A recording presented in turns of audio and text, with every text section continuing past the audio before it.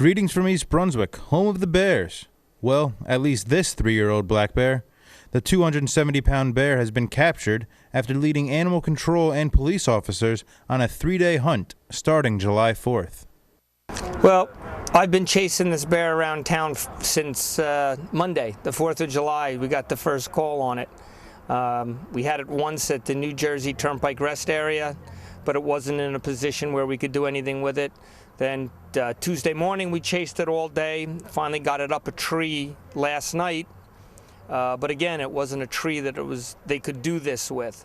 Luckily today it showed up again and it went up the perfect tree, and here we are. And now it's going to be moved somewhere else in the state. From what I understand, talking to the state employees, this bear's been all over the state. They had it radio collared for a while with a satellite tracking, and it's been everywhere. The collar finally fell off, and I don't think too long ago, I'm not sure though. And now it ends up in East Brunswick. They'll probably put the collar back on it again. We use ketamine and xylazine are the two drugs in combination that we use. It only took one dart. We know, because we've handled him so many times, roughly what he weighs. So we darted him a little bit heavy because he seems to be very tolerant of the drugs. Kelsey is the one who darted him. I was the backup shooter.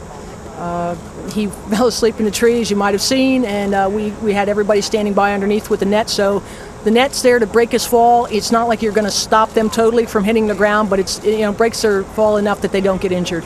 This is the 6th time that he's been handled in the last roughly 1.5 to 2 years. He doesn't seem to want to settle down. He just is constantly on the move. The last time we handled him, he was in Monroe Township in Middlesex County. Before, he was the one that was on the turnpike right by the ramp in Hightstown. Where he'll go from here, I have no clue. He just doesn't seem to want to settle down. Though animal control officers have been tracking the bear for several days, conditions must be just right before attempting a rescue like this, and there are several risks to both the bear and people. If it's a tree where there's a lot of lower limbs that he literally bounces from branch to branch, and your net then turns out to be in the wrong place, which sometimes they'll go to sleep up in the tree, and that's when if we can get a ladder truck in here, a fire department ladder truck, we'll actually send somebody up in there, and they'll either take them into the bucket on the ladder truck, or they'll set up a block and tackle and lower them to the ground. The bear was finally captured on Tompkins Road off University near Churchill Junior High School, and will be fitted for a satellite collar before being released.